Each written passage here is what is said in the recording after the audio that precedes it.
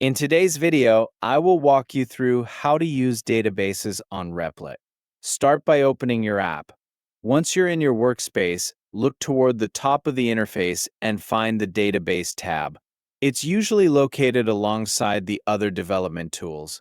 Click on it to open the Database panel. This panel is where you can explore and manage the data used by your app. Take a moment to look through the layout so you can become familiar with how everything is organized before making any changes. Inside the panel, you'll see the database types available for your project.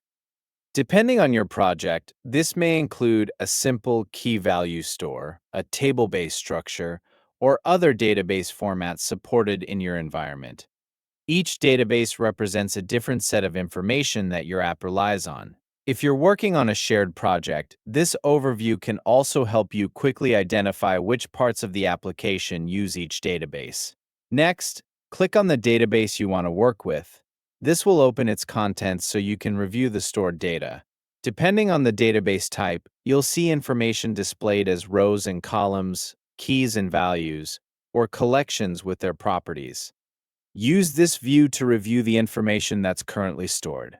If you're checking your app's data, look through the entries to confirm everything appears as expected. You can also scan for empty fields or values that don't look correct. When you need to make a change, select the field you want to edit and update its value. After making your change, confirm it if required. If the interface shows any indication that edits are still pending, make sure those changes are completed before moving on. As you edit your data, be deliberate about each update. Making small changes one at a time makes it easier to keep track of what has been modified. If you need additional fields, you can add new columns as well. Give each column a clear name, then choose the appropriate data type for that column. Depending on your needs, this may be text, a number, or a Boolean value.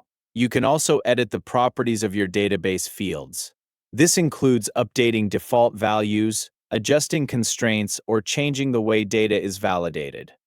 Make the necessary changes, then confirm them if prompted. If you're collaborating with other people, document the changes you make as you go. This helps everyone understand the structure of the database and the purpose of each field. Once you've finished reviewing and updating your data, take one last look through the database to make sure everything appears as intended. That's all there is to it. Following these steps will help you keep your database organized and manage your app's data directly from the Replit workspace. Thank you for watching.